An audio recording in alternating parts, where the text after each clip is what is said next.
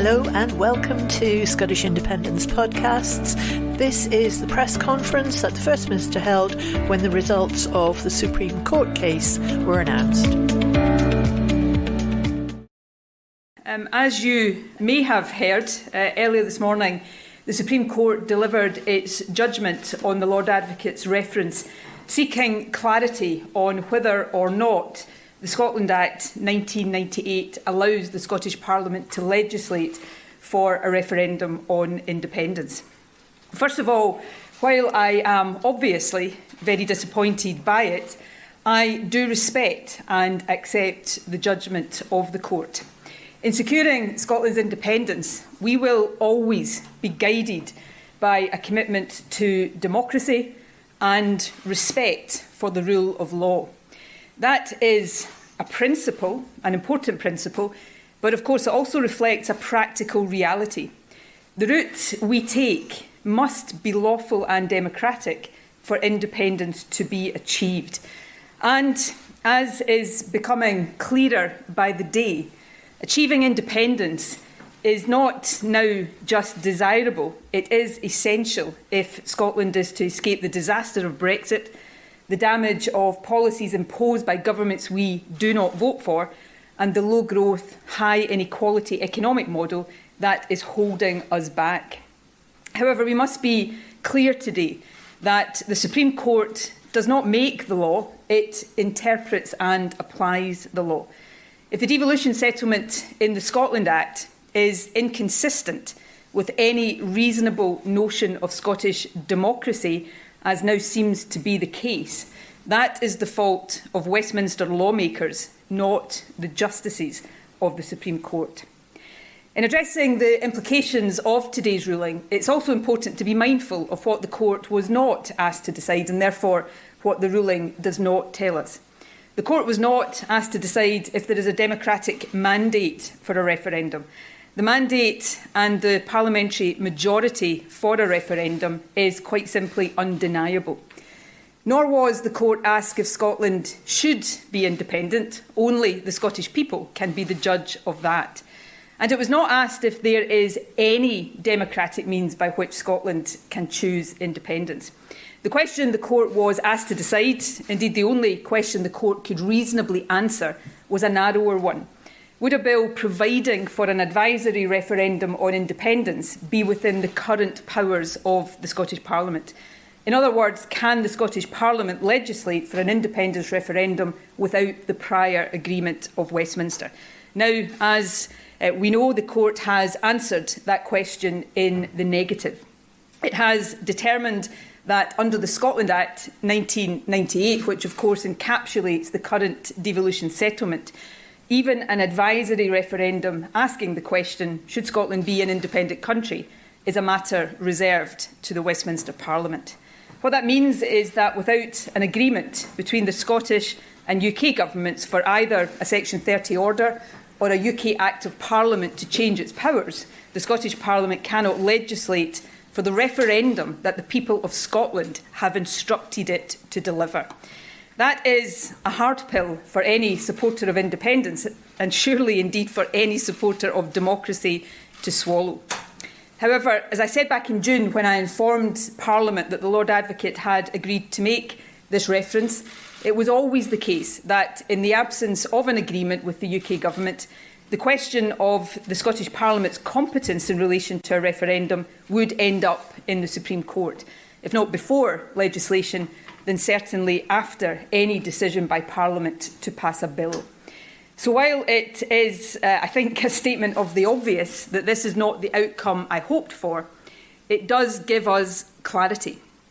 And having that clarity sooner rather than later allows us now to plan a way forward, however imperfect that might be. Now, I am enough of a realist to know that the immediate questions posed by today's judgment will be for me and the SNP. That is entirely understandable. I'm also long enough in the political tooth to expect some triumphalism on the part of unionist politicians. However, unionists of a more thoughtful disposition, and yes, I do believe they exist, will, I suspect, know that to be misguided. Indeed, they will have been hoping that the court, as the UK Government asked it to do, would have declined to answer the substantive question today. That's because they will understand that this judgment raises profound and deeply uncomfortable questions about the basis and the future of the United Kingdom. Until now, it has been understood and accepted by opponents of independence as well as by its supporters that the UK is a voluntary partnership of nations. The Royal Commission on Scottish Affairs back in 1950 said this: Scotland is a nation and voluntarily entered into the Union as a partner. That sentiment was echoed nearly 60 years later by the Calman Commission, which described the UK as a voluntary union and partnership. And it was reinforced in 2014 by the Smith Commission, which made clear that nothing in its report prevented Scotland becoming an independent country should the people of Scotland so choose. What today's ruling tells us, however, is that the Scotland Act does not, in fact, uphold that long-held understanding of the basis of the relationships that constitute the UK. On the contrary, it shatters that understanding completely. Let's be absolutely blunt. A so-called partnership in which one partner is denied the right to choose a different future, or even to ask itself the question, cannot be described in any way as voluntary or even a partnership at all. So this ruling confirms that the notion of the UK as a voluntary partnership of nations, if it ever was a reality, is no longer a reality.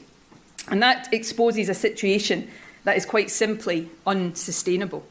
I don't often, as all of you know, quote former Tory Prime Ministers, but I will make an exception today. In the words of former Tory Prime Minister John Major, no nation can be held irrevocably in a union against its will. Indeed, perhaps what today's judgment confirms more than anything else is that the only guarantee for Scotland of equality within the British family of nations is through independence. That fact is now clearer than ever before. The immediate question, of course, is what happens now?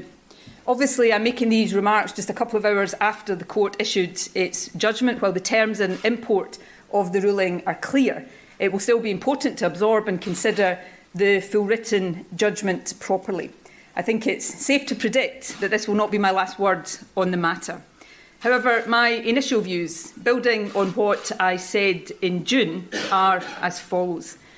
First of all, it is worth repeating that the court judgment relates to one possible route to Scotland making a choice on independence, a referendum bill in the Scottish Parliament without Westminster agreement. While it is absolutely the case, if the UK was a voluntary partnership, that this would not be needed, it does remain open to the UK Government, however belatedly, to accept democracy and reach agreement.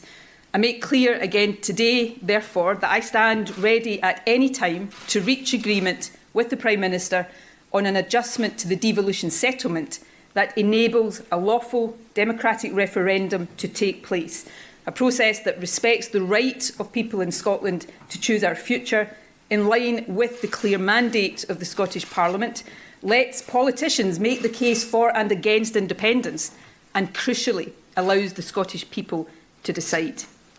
What I will not do, however, is go cap in hand. My expectation, in the short term at least, is that the UK Government will maintain its position of outright democracy denial. That position is, in my view, not just unsustainable, it is also utterly self-defeating. The more contempt the Westminster establishment shows for Scottish democracy, the more certain it is that Scotland will vote yes when the choice does come to be made. As for that choice, and for the avoidance of any doubt, I believe today, just as I did yesterday, that a referendum is the best way to determine the issue of independence. The fact is, the SNP is not abandoning the referendum route. Westminster is blocking it. And in that scenario, unless we give up on democracy, and again, for the avoidance of any doubt, I, for one, am simply not prepared to do that, we must and we will find another democratic, lawful and constitutional means by which the Scottish people can express their will. In my view, that can only be an election. The next national election scheduled for Scotland is, of course, the UK general election, making that both the first and the most obvious opportunity to seek what I described back in June as a de facto referendum. As with any proposition in any party manifesto in any election, it is, of course, up to the people how they respond. No party can dictate the basis on which people cast their votes, but a party can be, indeed should be, crystal clear about the purpose for which it is seeking popular support.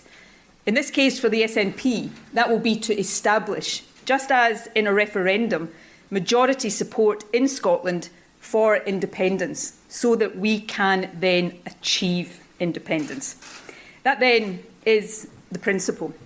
However, now that the Supreme Court's ruling is known and a de facto referendum is no longer hypothetical, it is necessary to agree the precise detail of the proposition we intend to put before the country. For example, the form our manifesto will take, the question we will pose, how we will seek to build support above and beyond the SNP, and what steps we will take to achieve independence if we win. Now, as you would expect, I have views on all of that. However, given the magnitude of these decisions for the SNP, the process of reaching them is one that the party as a whole must be fully and actively involved in. I can therefore confirm that I will be asking our National Executive Committee to convene a special party conference in the new year to discuss and agree the detail of a proposed de facto referendum. In the meantime, the SNP will launch and mobilise a major campaign in defence of Scottish democracy. For we should be in no doubt, as of today, democracy is what is at stake. This is no longer just about whether or not Scotland becomes independent, vital though that decision is. It is now more fundamental. It is now about whether or not we even have the basic democratic right to choose our own future. Indeed, from today, the independence movement is as much about democracy as it is about independence. Now, to conclude, before I take questions, of course, I am well aware that there will be a real sense of frustration and disappointment today in both the SNP and the wider movement. I share that. My message, though, is this. While that is understandable, it must be short-lived, and I believe it will be. Indeed, I suspect we will start to see just how short-lived in the strength of the gatherings planned for later today in Edinburgh and other parts of Scotland. The fact is, we have work to do. The case for Scotland becoming independent is more compelling and urgent than ever. Independence is now essential because of what Westminster control means on a day-to-day basis for people in this country now and for future generations. Thanks to Westminster control, the UK economy is in crisis and we're entering a new age of Tory austerity. Low-income households in the UK are now 20% poorer than their counterparts in France, 21% poorer than in Germany. Let me put that into context. That means the living standards of the lowest income households in the UK, including Scotland, are £3,800 lower than their French equivalents. Thanks to Westminster control, we are subject to an immigration and asylum system that neither works in practice nor serves our need to grow our population. It mistreats those who come to our shores looking for sanctuary from oppression and deprives us of the talents and the taxes of those who want to live, work and contribute to our country. Thanks to Westminster control, even the limited measure of self-government that devolution provides is no longer guaranteed. The steady erosion of the powers of our Parliament, the undermining of the Sewell Convention, the imposition of the UK Internal Market Act and now the retained EU Law Bill. And if we stick with Westminster control, we are stuck outside the European Union permanently. And that comes at a heavy cost. According to the Office for Budget Responsibility, Brexit will mean in the long run a fall in national income of 4% compared with EU membership. That's equivalent to a cut in public revenues in Scotland of £3.2 billion. All the main Westminster parties now support a Brexit that Scotland did not vote for. And the Brexit conspiracy of silence that exists between them means the UK economy will become weaker and people will pay a heavier and heavier price. That price will be paid in hard economic terms, but also in the narrowing of horizons and loss of opportunities for generations to come. Scotland can do better than this. The example of independent countries across Europe and the world, many with nowhere near the assets and strengths we have, tells us that loudly and clearly. We hear from Westminster that what is needed is stability. But let's be clear, the Westminster system has shown that it is not capable of securing stability. The people relying on food banks are not being offered stability.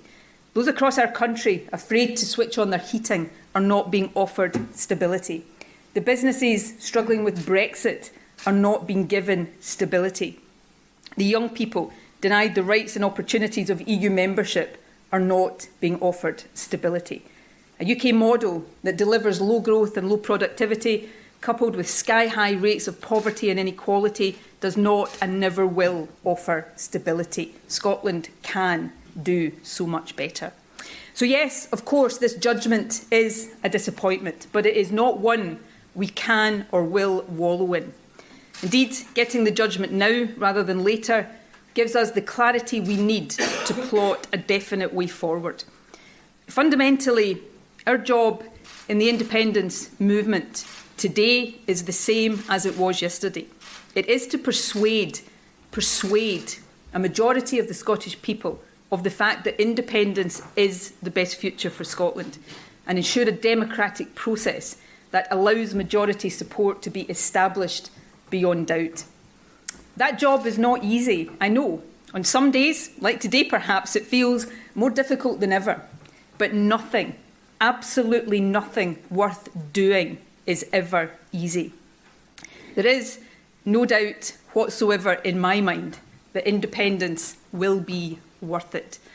And my resolve to achieve independence is as strong as it has ever been. Indeed, it is, if anything, today even stronger. Prosperity, equality, internationalism, and now, without any doubt, the very democracy of our nation depends on independence. Thank you all very much indeed, and I will now move to, no doubt, many questions. I will take, firstly, Glenn Campbell. First Minister, can you spell out what election outcome you would consider a mandate for independence? And if you don't get it, is that the end of the independence campaign? Can I, first of all, say I am one individual. I happen to be leader of the SNP and the First Minister, but I do not alone decide questions like, is the independence campaign over? That is dependent on the views of people across Scotland. Only the people of Scotland can decide if and when Scotland becomes independent. In terms of election mandates, as I've said, we will set out, as we would be duty-bound to do before any election, the precise nature of what we are seeking the people of Scotland to vote for and what we will then do with that mandate should we win. I want the party as a whole to be involved in that, which is why I have said we will have a special conference early in the early part of next year. In terms of the detail of your question, what I have always said, and it is a statement of fact, it should not be controversial. Scotland cannot become independent unless a majority of people in Scotland vote for that. Ideally, that is in a referendum, but if that is not in a referendum, it will be in another democratic form. But majority support for independence is an essential requirement of Scotland or any country becoming independent. Colin Mackay. Just following on from that, does that mean that you would count the votes of supporters of the Green Party, ALBA, at a general election as supports for independence as well as the SNP then? Well, as I said, we will set out the detail of exactly what we will put before people. It is right that a few hours after, not even a few hours after the judgment, we take time to consider these questions and for the SNP to have a full democratic process of determining these matters. But votes, I can only speak for the SNP, so what we put forward in an election will be put forward by the SNP, and what we will be asking people to vote for in voting for the SNP is independence. It is the case that, indeed, I lead a government that has within it another party that supports independence. I'm not going to speak for them today, or indeed try to speak for them at all. That is a matter for them. I'm sure we will have discussions about it. James Cook. First Minister, talking of those other people, what do you say to those supporters of independence who worry that you are leading them into a trap, that people will not participate in a general election as a referendum campaign, and that you are in danger of not getting that 50% of the vote and of killing off your dream, their dream, for years to come? Well, I have campaigned for independence since I was 16 years old. I'm a few years older than that now, as you know, James. I've dedicated a lifetime to the cause of independence. Indeed, that is why I do, sometimes to the frustration of people on my own side, take care around the decisions I make on this, because I recognise that I am the temporary leader, which is not an indication of my intent on anything I should say for the avoidance of doubt.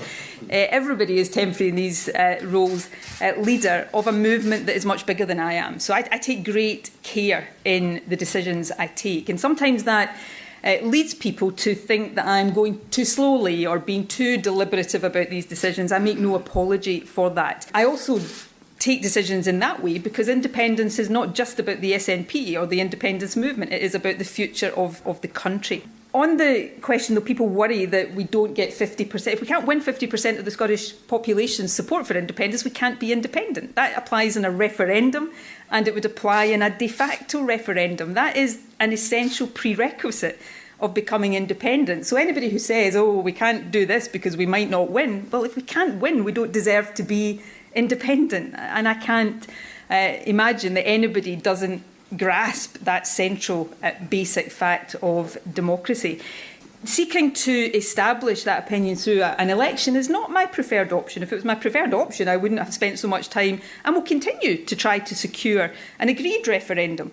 But what I'm not prepared to do is to allow Scottish democracy to be a prisoner of Westminster, which effectively means Scottish democracy doesn't exist. And therefore, I'm going to seek to find a way in which the people of Scotland can express their view, whatever that view turns out to be. I will argue the case for that view to be in favour of independence. And if we win, then Scotland becomes independent. But if we don't, we don't. And that is just the basic fact that the independence movement has to and does understand that it is our duty to make and win the case for independence. When does that temporary period end that you mentioned? Not for a long time, James, you'll be glad to know. I've lost my order here. Who wants to go next? No, that's a silly question. Conor Gillis from Skye.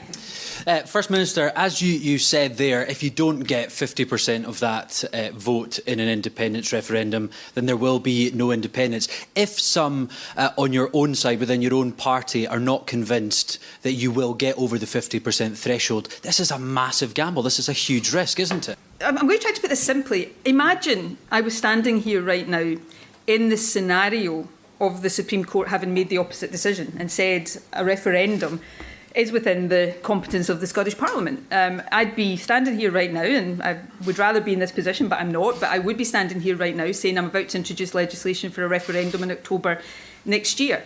And what I would be accepting in doing that is that in order to win independence, we would have to win more than 50% of the vote in a referendum. And you'd be saying to me, it's a risk. Democracy is always a risk if you want to look at it like that, because it depends on persuading people of the point of view you're putting forward. I happen to have, substantial, very substantial and growing confidence in the case for independence.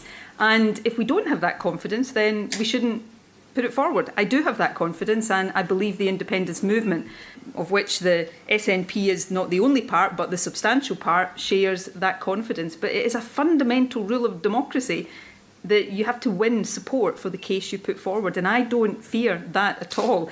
On the contrary, I relish that, because I think the case for independence grows more powerful and compelling by the day. And I'm going to try, as I hope you will accept I always do, to take everybody who wants to ask a question. Peter McMahon from ITV Border. First Minister, the reason why, or one of the reasons why the Supreme Court rejected the legal argument that the Scottish Parliament would have power to hold a referendum was because it accepted that referendums have an impact. Brexit would be one if there were an independence referendum. It effectively accepted that if you won a legal referendum, then Scotland would have the right to become independent.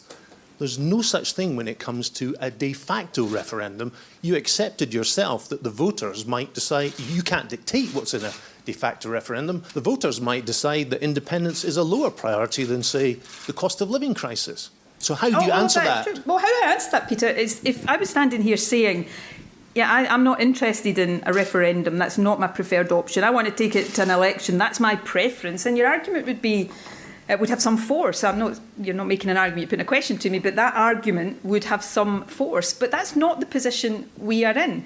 I want to have a referendum. I want to have a referendum that is lawful, democratic and constitutional. That is the best way of asking and having answered the question, does Scotland want to be independent? I'm not resiling from that, but that is being blocked. The Supreme Court has said I don't have the power, the Scottish Government doesn't have the power within the current devolution settlement to do that without the consent of Westminster, and at this stage Westminster won't give its consent. So in that scenario, I have a choice. I either say game's a bogey on Scottish democracy and we'll just give up on Scottish democracy. And frankly, if I ever wake up in the morning thinking that's the right answer, that is the time I will and rightly decide to exit the stage, because nobody in a position like mine should ever give up on democracy. So if I'm not prepared to do that, and I am not prepared to do that, then the only alternative is to say, how do we test this question? And an election is the way to do that. Now, you're absolutely right, but this doesn't just apply here. This applies in every election and every issue. Parties put forward their manifesto and their proposition and they ask people to vote for it, and people decide whether or not they vote for it. That's what the SNP will do. We will ask people to vote for the SNP to show their support for independence, and people will make up their mind. Our job is to convince people both of the importance of that choice being made and of the importance of the answer to that question being one that supports independence. But the only alternative to that in this scenario is just to decide Scottish democracy doesn't matter. And any First Minister of this country who ever did that would not be fit to hold the office. Peter Smith. Thank you very much, First Minister. I know that the finer detail of this de facto referendum will be ironed out, but we do know that if you were to hold an independence referendum, 16 and 17-year-olds could vote. And by and large, they're big supporters of independence. In a general election, they can't, so that's quite a big chunk of the vote that you lose right away.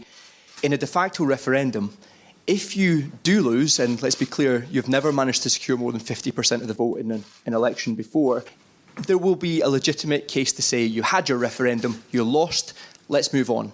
If you win, I can't see how it takes you any closer to actually having independence. So have you actually been forced into playing what is a pretty weak hand?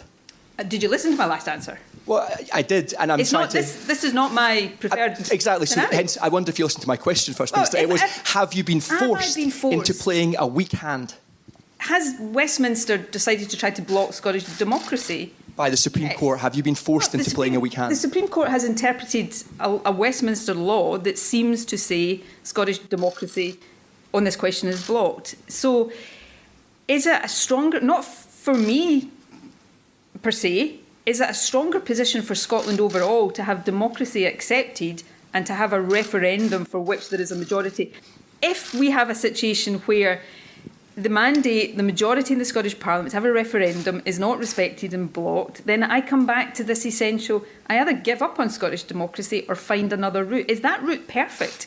No. If it was perfect, it would be my first preference. The fact that it's not shows that it's not perfect. But I tell you something, it's better than just deciding Scottish democracy isn't worth anything and that people don't have a say. So we will work through the hand that has been dealt to us. We will work with that because we have no other choice. But I will do that in a way that has at its core a determination to respect and have respected Scottish democracy and allow people to have their say. First Minister, it's essentially, have you scuppered the chances by making this move? The issue here is not me. I am not the barrier to a referendum.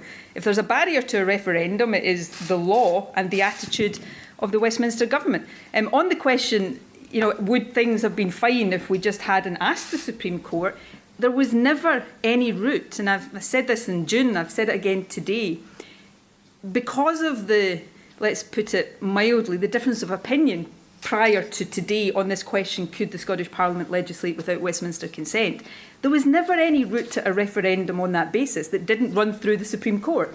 Either we got the clarity now, or it would have gone to the Supreme Court after legislation, and months down the line, we'd be standing here confronting this same issue. So that part of the process in this scenario is unavoidable. If there is a positive out of today, it means we've got that clarity sooner rather than later, which now allows us to plan the way forward, as I say, however imperfect that way forward might be, because the referendum route remains the best option, but if it's blocked, we have to look for an alternative. Kieran Jenkins. First Minister, you have always said that a referendum must be lawful and legitimate. Do you now level with the Scottish people and accept that the de facto referendum you were proposing would not be lawful because the Supreme Court have ruled on legality, and would not be legitimate because the opposing side do not give their consent? No, but if you've listened to everything I've said, a referendum is my preferred option for all the reasons I've set out. But if a referendum is blocked, there has to be another way for the Scottish people to have their say, make their voice heard and make that decision. There is a mandate for that. An election cannot in any sense be described as unlawful. An election is an election that is a referendum could be, First Minister, because you've asked the question about the lawfulness and you've had your answer. So my question is very simple. It comes back. Do you accept that a de facto referendum would not be lawful or legitimate? No, I don't. Asking people a question in an election is entirely lawful and legitimate. Well, not when it has an outcome which is contrary to the normal outcome of an election. Well, you would be using it as a negotiating mandate to negotiate independence. Indeed. The Scottish people will have made their view known on a question, and if the answer to that question is the one that I have asked for, then we will take that forward. Is that the best way of resolving this question? No. I think it is legitimate in an election to ask people a question. If you're asking me, I have always said, pre-2014, through 2014, since 2014, a referendum is the best way of asking and answering a constitutional question. But if a referendum is blocked, then there has to be an alternative, because the only alternative to that is Scottish democracy has no way of expressing itself. And as I've said before, that is not an outcome that I'm prepared to countenance. Alan Jenkins. First Minister, what do you say to our viewers watching this? We are more concerned about the cost of living crisis right now, and we'll hope this ruling means you stop focusing on another referendum. I think a lot of people across Scotland who are concerned about the cost of living crisis will be disappointed by this ruling, because they see independence as not just the best, but the only way to free Scotland from the Westminster control that has put our economy again into crisis, that has opened the door to another round of Tory austerity, that is making people, as I said in my opening remarks, making people poorer than counterparts across much of Europe, and that has left us, if we don't become independent, permanently outside the European Union, which is one of the things that is causing the decline that we're currently seeing in the UK economy. So independence and issues like the cost of living crisis, they are not separate from each other. They are inextricably linked. Independence is not an abstract notion. Independence is about how we build the best country for people who live here, how we equip ourselves to build the best economy in the best country. So having the ability to choose a better way forward is central to how we ensure that we have an economy that delivers for people, not one that plunges more and more people into poverty and holds the potential of our country back. Gina Davidson from Global. Thanks, First Minister. Sorry, just going back to what Kieran was asking you in terms of the legitimacy of using a general election that way. We know you want a referendum. We know that when you have a referendum, both sides agree to how that will be held and what the they will stick to the outcome of that. But general election is entirely different. I mean, you cannot believe that the Scottish Conservatives or Scottish Labour are going to say, yeah, OK, this is what this election is going to be about. If I allowed my decisions to be influenced by what Scottish Labour and the Scottish Conservatives think, I would... I and the SNP and probably Scotland would be in a very different position. Look, this comes down to a very, very simple choice. I'm not standing here saying this is the scenario I want us to be in. I want to be in a scenario where, whether people support independence or oppose independence, we have an acceptance of the democratic right of people in Scotland to choose, based on the mandate that the Scottish Parliament and Scottish Government has. But I'm not in that scenario. That's not my fault. It's not the SNP's fault. It's the fault of those who want to block democracy. So therefore, we need to find a way of democracy prevailing, and that is through an election. An election cannot be described. Is it the best way of deciding a constitutional question? I think I've made my view on that clear. But it may well be, in the continued absence of agreement from Westminster, it may be the only way. And it can't. No election can be described as unlawful or illegitimate or not democratic. So that is the way that is open to us right now. And the only alternative to that, as things stand right now, is accepting there is no way for the Scottish people to have its democratic wishes heard and respected. And as I've said many times already, that's not a position I am prepared to accept. If you do fight the next general election on the single issue of independence and the pro-independence parties don't win 50% plus one, will you resign as First Minister? And secondly, you've already earmarked funds, I think, for IndyRef 2 in one of your budgets. What will happen to that money now, given the Supreme Court's decision? Well, the SNP raises funds to progress the cause of independence, and we will continue to do that. That's always been the case and always will be the case. On your first question, look, I am determined, as far as I can and for as long as I am able, to progress the cause of independence and to give the people of Scotland the opportunity for independence. I will do the job as leader of the SNP and for as long as my party wants me to do that, and as First Minister of the country for as long as the country wants me to do that. And I will simply get on with that job, which has many different aspects to it, but for the purposes of today, that includes doing everything I can to give people of Scotland the choice over independence. The first question was about taxpayers' money, not party money. So, oh, sorry. Cash that's already been earmarked for EDF2, what happens to that? Well, I would still hope that we will... IndyRef 2, of course, if the Supreme Court had gone the other way, would have been in next financial year, and we will shortly set out our budget for the next financial year. As I said earlier on, while I'm being realistic about the short term, I still hope that we will have a UK government that accepts democracy, and we will have an agreed referendum, but we'll take decisions around our budget in the normal way. Libby Brooks from The Guardian. Thanks, First Minister. You were saying you're not going to go cap in hand to the UK government now, but say we have this de facto referendum and it does give you a mandate to, as you would see it, open negotiations on independence. How does that change that position? Well, that's not going cap in hand. That is taking a clear decision of the Scottish people and expecting the UK government to accept democracy. Now, you would rightly say they should be doing that already in terms of the mandate for independence. What I mean by that is the UK government know my position on a referendum, and it's not just my position, it's the position of the Scottish Parliament, backed by the Scottish people. And I'm not going to continue to ask for a Section 30 order. That does not mean I don't stand ready to agree one anytime the UK government, there is a new Prime Minister, perhaps he'll strike a more democratic tone, and I'm sure time will tell. Abby Garton from The National. Hi there. Hi. Just a kind of double question here quickly. So obviously in the judgment for the Supreme Court, they said that they couldn't agree with the SNP's submission about self-determination. So I was just looking to see if you would respond to that. And secondly, there's obviously a lot of rallies going on around in Scotland this evening with SNP supporters and activists. So I wondered what your message to them would be. Look, I've got the full written judgment of the court, which I have read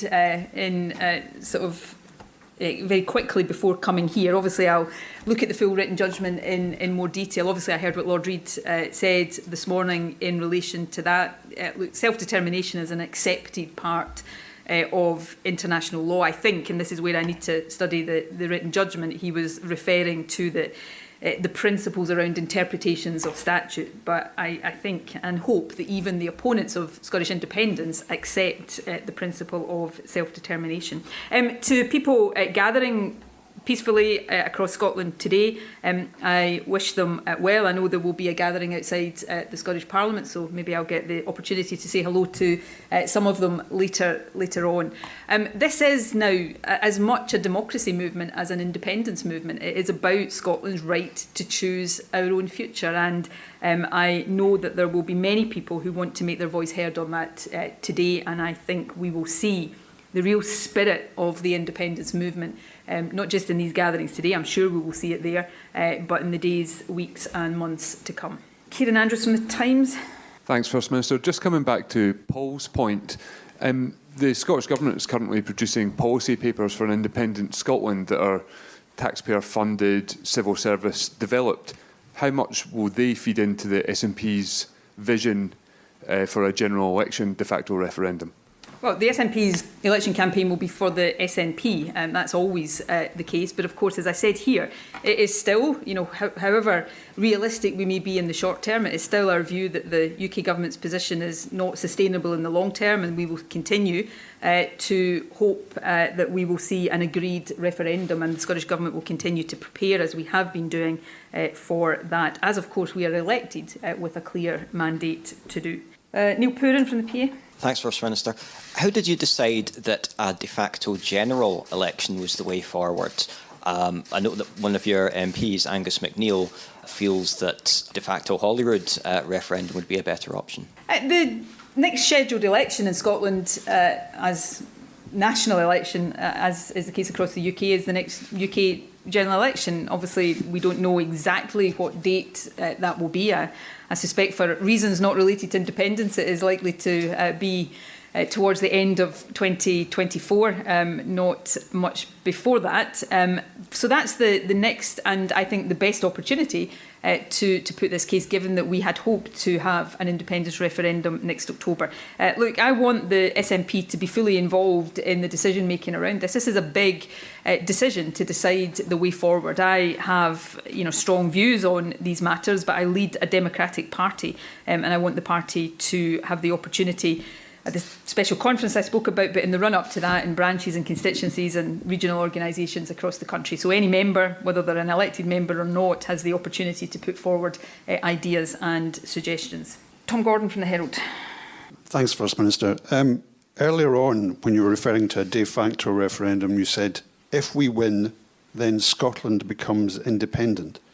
But that's not something you can guarantee, is it? You don't know what the position of the UK government will be. You don't know, in fact, who the Prime Minister would be after the next general election. So how can you make sweeping statements like that? Forgive me, Tom, I think I was responding to a question about giving up on democracy versus having... no, actually, I was responding to a question about needing 50% to win independence. So if I used shorthand there... Look, as was argued in the Supreme Court in the context of this reference, a referendum in UK constitutional practice is advisory. Had we won, the Yes campaign had won the referendum in 2014, there would have been a process of negotiation that came after that. The same will be true if we go down as we look likely to do, the de facto referendum route. I accept there is always a process of negotiation that comes after that. But I also accept, or I hold to the belief that somewhere along the line, Scottish democracy has to count for something. And if people express in a referendum or de facto referendum a clear majority view for independence, then whoever the Prime Minister is, even Margaret Thatcher used to accept that if people in Scotland voted for independence, Scotland would become independent. Alistair Grant from The Scotsman. Hi there, thanks very much. Just on the kind of similar theme, I mean, what's to stop the UK government simply refusing to come to the negotiating table? I mean, surely nothing is. Do you support calls, I think Alex Salmond, among others, has called for this, for a civic campaign of protest and action across Scotland? And what form do you think that should take? Thanks. By definition, civic campaigns shouldn't take their instructions from politicians. But as I've said, I think there is a real need now for a campaign to protect and promote Scottish democracy.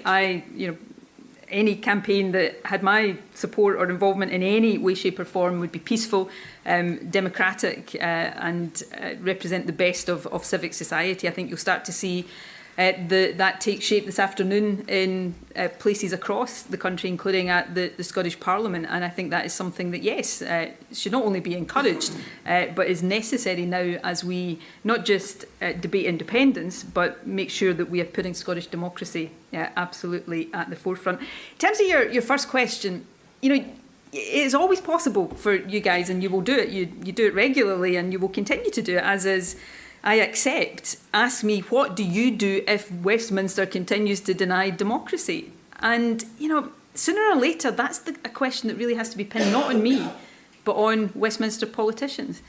Why is it that we just sit here and accept that I'm the one that has to answer the questions about what happens if Westminster continues to deny democracy?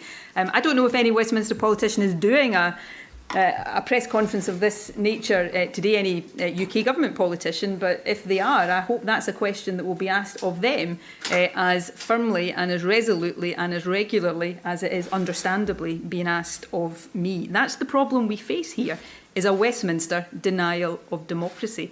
And that is the problem that, you know, I have to, with my party and the movement I'm proud to be a part of, find a way of overcoming. Chris Green from the Eye. Thanks, First Minister. On the de facto referendum suggestion, would you consider perhaps producing a one-line manifesto, a one-paragraph manifesto that would basically mean that there was no confusion over what voters were backing when they voted for the SNP? So, I think without you know, sort of preempting what I said in my remarks, I want the SNP to be fully involved in the decision-making around this. I think, just as in a referendum, there has to be a clear question. I think the same is true in what I am proposing. There has to be a clear question that we are asking people to vote for. That said, I think as in a referendum, we would, you know, have a manifesto white paper that puts the arguments for independence and answers the questions that people have. So it may be a combination of the two, and I'm getting ahead of the process I've set out here, but I absolutely take the view that there would have to be crystal clarity about what people were being asked to vote for. Simon Johnson from The Telegraph. Thank you, First Minister. I asked Rishi Sunak when I interviewed him in the summer about the de facto referendum idea, and he said that, to quote, trying to hijack a general election for an issue like that wouldn't be right and wouldn't be constitutional. Is it fair to say that this plan relies on a change of government and Sir Keir Starmer becoming Prime Minister? And secondly, just following up on Paul's question about resignations, has the precedent been set? Alex Salmond quit after losing in 2014. David Cameron quit after losing in 2016. You'd have to go, wouldn't you, if you didn't get the threshold that you wanted? I'm going to come on to that, but that one in a second. At this point, my advisors in the room will be stealing themselves for what I'm about to say. Your first question about Rishi Sunak there. Well, firstly, this plan doesn't depend at all on who is Prime Minister. The beauty of it, and it's not my preferred plan, but the strength of it is it doesn't depend on who is Prime Minister. It's about what the SNP decides to put to the people in an election. But if Rishi Sunak, forgive me, I didn't hear that interview at the time, but if that's Rishi's view, then I've got the perfect solution for him. If he doesn't think an election is the way to resolve this issue, let's have an agreed referendum. Then he can argue against independence, he can argue for the continuation of the Union, I will argue for independence, and we will let the Scottish people decide. So it's a perfect solution. On the question of my position, you know, I lead the SNP, I lead the Scottish Government right now. It's a job I enjoy. It has many tough days attached to it, as will be the case for anybody in this position. I do that at the will of my party and, of course, the electorate of Scotland. It's a job I intend to continue to do for quite some time to come. But it's not that long ago that you were all predicting my imminent resignation. And, you know, I think if I'd listened to your predictions a few months ago, I wouldn't be standing here right now. You're now predicting that I'm going to still be First Minister in 2024 at the end of it and have a de facto referendum. And then you'll be asking me. So, look, I am in this job. I enjoy this job. It's a massive responsibility, and I intend to continue to do this job. It involves a lot of different responsibilities. The one we're talking about today is to uphold Scottish democracy and give the people of Scotland the right to have their say on independence, and that is one that I'm determined to pursue and do everything in my power to persuade the Scottish people to vote for independence.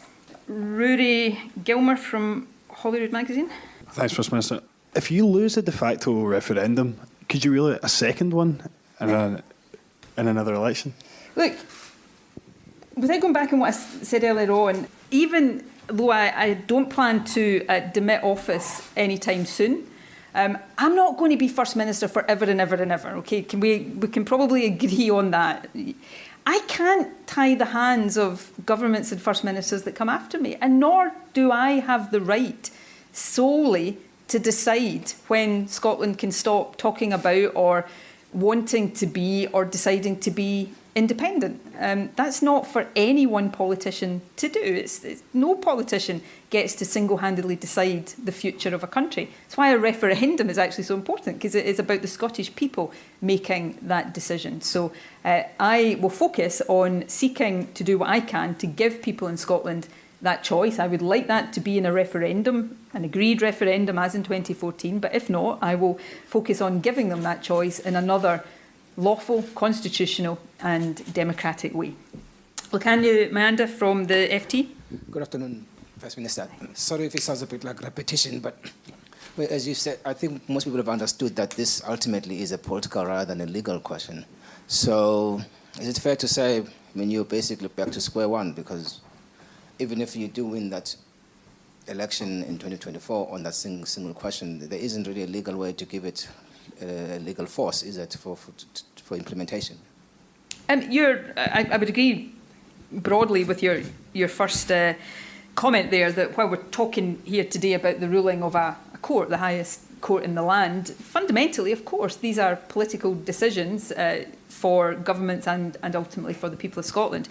But I do hold to, and I refuse, as long as there is breath in my body, I refuse to give up on the basic principle of democracy, that sooner or later, if the Scottish people keep expressing their view for the right to choose, and then if the Scottish people express a clear view, and I'll go back to the answer I gave, that there of course needs to be clarity on what the Scottish people are being asked, but if there is then a clear view that the Scottish people want to be independent, then that needs to be accepted. You cannot stand in the way of the will of a majority of the people of any country, including Scotland, to be independent. As I say, even Margaret Thatcher accepted that. The fact that Tory and possibly even more sadly in some ways Labour politicians have departed so far from that basic principle of democracy, I think speaks volumes about the direction of travel of Westminster politics. But I, for one, will continue to hold to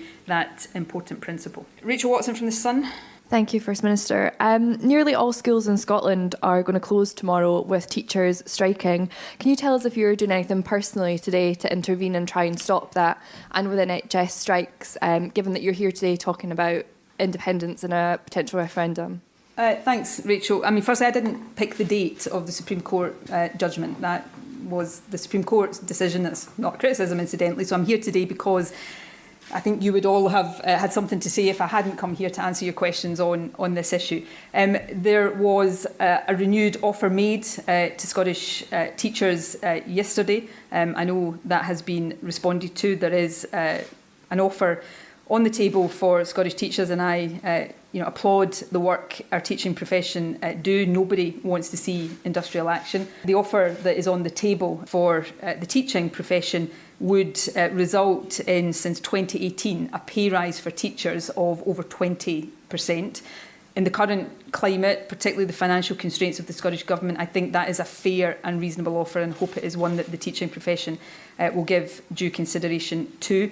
NHS pay discussions are ongoing. I left St Andrew's House well after 10 o'clock last night, having been involved in these discussions personally. I won't say any more about the detail of them because they are ongoing, but I hope we will see a positive resolution there too. I have every sympathy with public sector workers right now. We are in a time of sky-high inflation, and that is why we are seeking, as a Scottish Government, to make offers that are as fair and reasonable as possible, and continue for as long as we can, reasonable negotiations to get to that outcome. By contrast, we have at the moment an offer on the table for the NHS that is on average 7%. There's an offer of less than 5% has been posed on NHS workers south of the border. We are seeking negotiations with teachers. The offer of 5% has been imposed on the teaching profession south of the border. So we are demonstrating that desire to do right by public sector workers, but we are working within not just a fixed, but a heavily constrained budget, and that, of course, imposes limits on what we're able to do. Michael Blackley from the Daily Mail. Thank you, First Minister.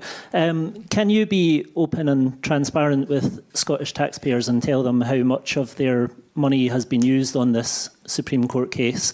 And given that your own Lord Advocate said quite early in the process that she didn't have the necessary degree of confidence that a referendum without Westminster consent would be within the powers of the Scottish Parliament, how do you respond to the charge that you have wasted taxpayers' money on this case? Well, I refute it absolutely. On the first question, no, I can't do that today because that process is not been completed. But as we always do, that's information that will be published and fully open and transparent. On the second point, the core issue here, which the Lord Advocate, let me take the opportunity to thank the Lord Advocate for making this reference. And while it's not the outcome I wanted, it gives us clarity sooner rather than later. But she very well presented the issue that necessitated the reference because of the uncertainty that existed in terms of the scope and the scale of the powers of the Scottish Parliament. It was not possible definitively to say